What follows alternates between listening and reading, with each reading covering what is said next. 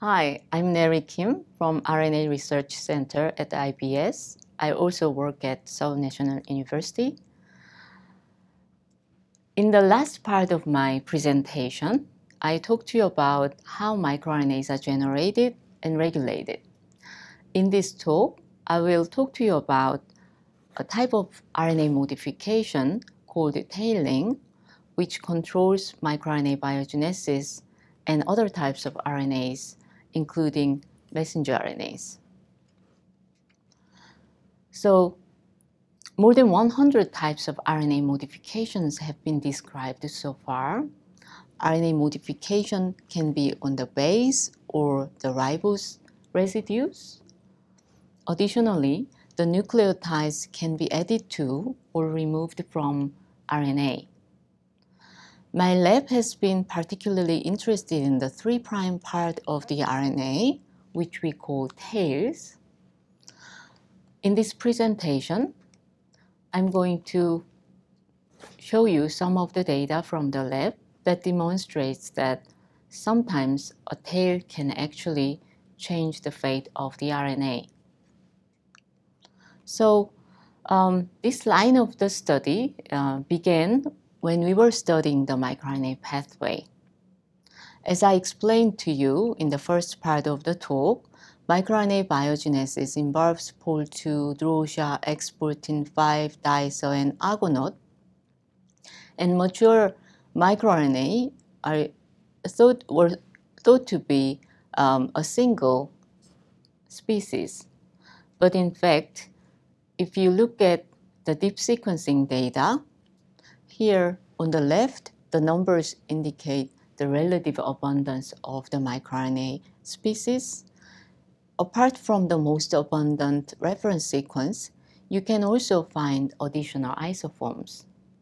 Most notably, some isoforms have non-templated A sequences or U sequences at the end of the microRNA. In animals, A's and U's are the most common untemplated nucleotides at the 3' end of the RNA. In plants, U is the most prominent one, as originally described by Sumei Chan's lab. So where are these untemplated nucleotides come from? It turned out that uridylation takes place mostly prior to dicer processing on pre-microRNA, whereas adenylation occurs after dicer processing on 22 nucleotide RNA. So these reactions are carried out by a group of non-canonical polyA polymerases, also known as terminal uridyl transferases. Out of the 7 non-canonical polyA polymerases or TUTases, TUT4 and TUT7, which have very similar domain organizations, have redundant functions in the uridylation of PRILAS7. What about adenylation? It was shown that TUTase2 or GOLD2 or WISP in flies are responsible for adenylation. But before I begin to explain the regulation by tailing, I want to make clear that the tailing frequencies are generally quite low in most cell types for most microRNAs. So I want you to have an impression that tailing is always important for all microRNAs. However, the tailing frequency varies depending on microRNA species and cell types. And tailing can provide a molecular basis for the regulation of some microRNAs in a specific developmental stages. So to give you a couple of examples of tailing-mediated regulation, first one is uridylation of PRILAS7. There are actually at least 2 modes of uridylation of PRILAS7. First one is monouridylation. This is mediated by TUTase 7 and 4. And monouridylation actually promotes diisoprocessing. So in this context, TAIL-seq promote LAS7 biogenesis, serving as a biogenesis factor. But then, this is the case of differentiated somatic cells. But in embryonic cells and cancer, an RNA binding protein called Lin28 is expressed, and it binds to pre-LAS7 and interacts with TAIL-seq to induce Oligo U-tail. So now the long U-tail is inhibitory to diisoprocessing and further promotes decay of the RNA. So under this situation, TAIL-seq, the same enzymes, can serve as a negative regulators. So there is a functional duality in uridylation depending on the length of the uridylated tails and the context of RNA and cell types. By doing this, Lin28 and TAIL-seq can provide a molecular switch in the developmental and pathological transitions, such as in cancer. The second example is adenylation of mature microRNAs. This nodon blotting from Drosophila eggs and embryos, you can find some heterogeneous microRNA population, which indicates adenylation of mature microRNAs. These adenylated isoforms disappear when the embryo moves to its developmental stage later.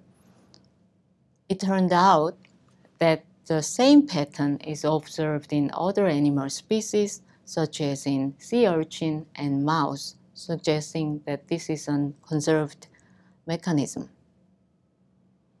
We later found that an enzyme called WISPy, a non-canonical polyA polymerase, is specifically expressed in eggs and induces microRNA adenylation. This is a mutant of WISPy gene, and here microRNAs accumulate as an unmodified form.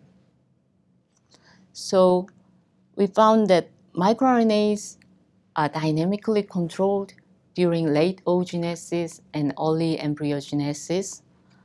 Maternal microRNAs are deposited and then they are degraded rapidly during development, while the zygotic microRNAs are induced from the zygotic genome to replace the population. The mechanism underlying this regulation is mediated by WISPy, which adenylates microRNA to induce rapid decay.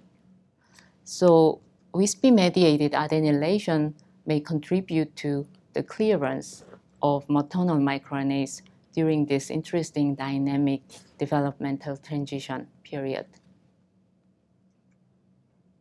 So I have explained to you so far, in animal systems, there are uridylation as well as adenylation that control the fate of a certain group of microRNAs in specific cell types and developmental conditions.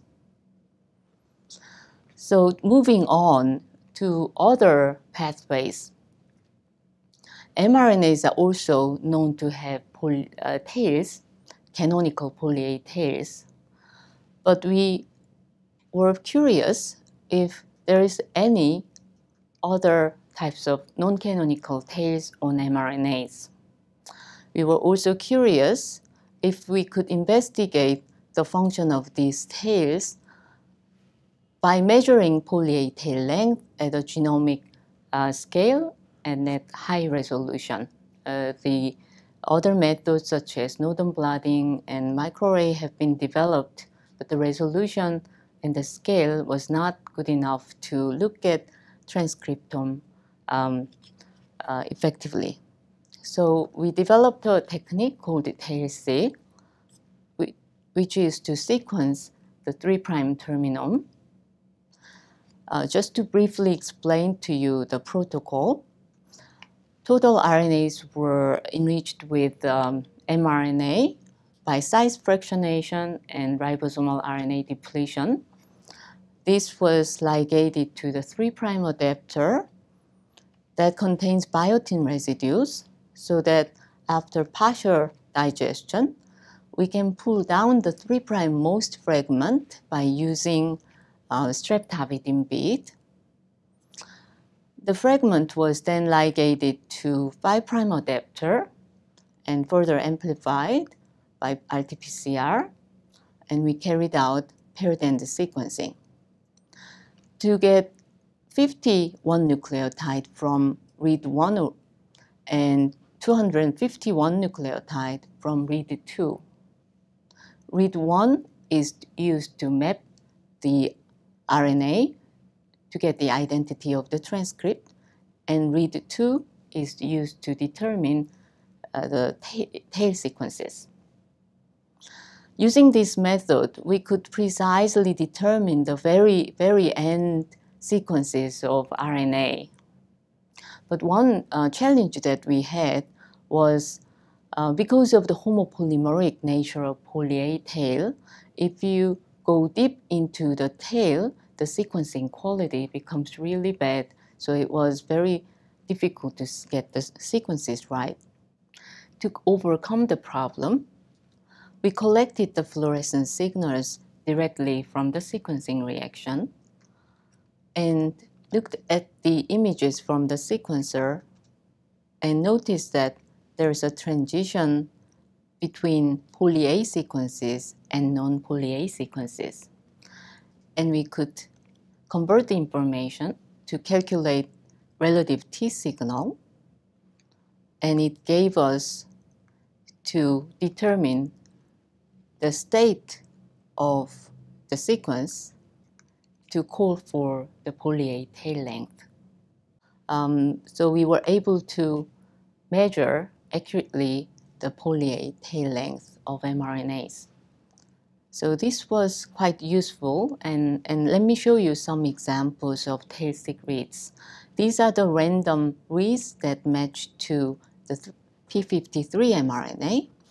As I said, this is a paired-end sequencing. So from read 1, which is shown in blue, are used to get the identity of the transcript. And then read 2 is used to learn about the sequences of the tail.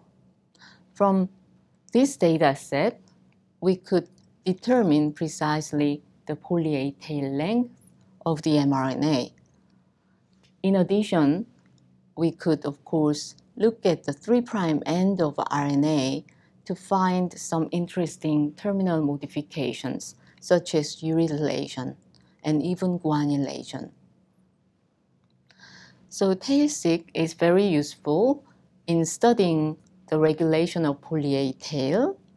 Shown here is an example, is the TAIL-seq data from total cell lysate and PABP immunoprecipitate. PABP is an polyA binding protein. On the x-axis, you have polyA tail length, and y-axis, you can see the fraction of reads.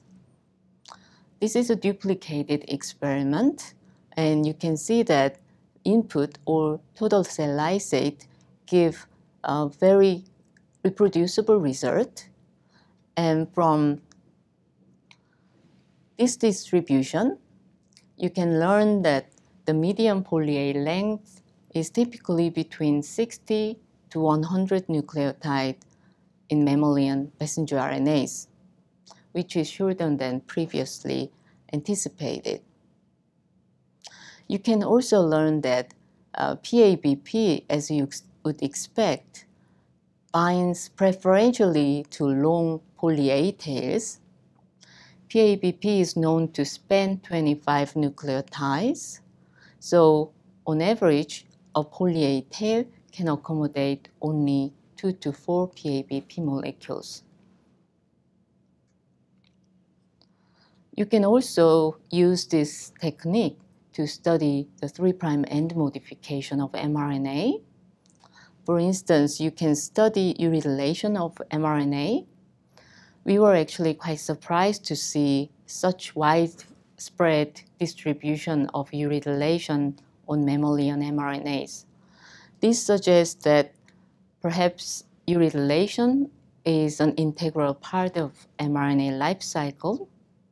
And given that mRNA uridylation was observed some individual mRNAs from fungi and plants before, this study collectively indicates that this process may be conserved in eukaryotes.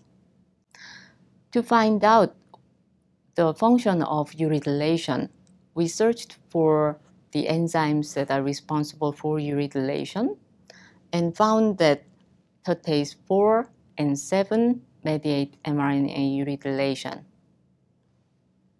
If you knock down TAIL-4 and 7 in HeLa cells and carry out TAIL-seq experiment, uridylation frequency is reduced substantially, particularly the Oligo U-tails. So what's the functional consequence of these enzymes?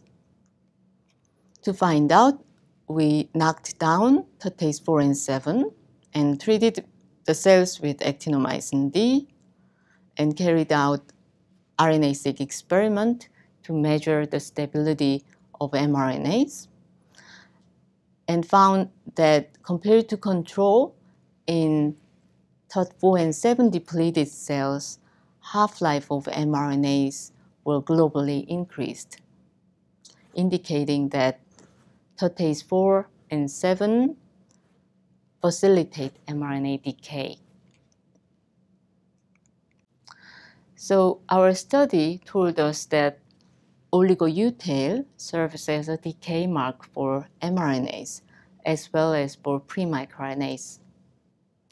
To explain to you how messenger RNAs are degraded in mammalian cells, the active mRNA has a long polyA tail that is bound to polyA binding protein. But after the adenylation, the polyA tail gets shortened. When it is below about 25 nucleotides, PABP cannot bind to this mRNA any longer. And this leads to the recruitment of decay factors. It is known that this can happen in 5' to 3' orientation and 3' to 5 orientation. Our study shows that this can be facilitated when TAIL-4 and 7 recognizes the deadenylated mRNA and uridylates the tail, which recruits the decay factors more rapidly. So that was the role of uridylation in the context of mRNA pathway. So to wrap up this talk, we have found that tailing can provide important layers of gene regulation. And tails can actually come in more than one flavor, not only canonical polyA tail, but also non-canonical A tail or U tail or G tail. And we have shown that non-canonical A tail can destabilize maternal microRNAs. And U-tails can be used in various ways. Oligo U-tail in particular serves as a general decay mark for both microRNA pathway and mRNA pathway. With that, I would like to thank all previous and present members of my lab, but I would like to specially point out Ina-ho, Seolmin-ju, Min-ju-ha for microRNA uridylation study, and Mi-hye Lee and Yeon-choi for microRNA adenylation study, and mRNA tailing was studied mainly by Hye-sik Chang, Jae-chul Lim, and Min-ju Ha. I also appreciate the help from our collaborators especially Dinsho Patel's lab, and the funding from Institute for Basic Science. Thank you very much for your attention.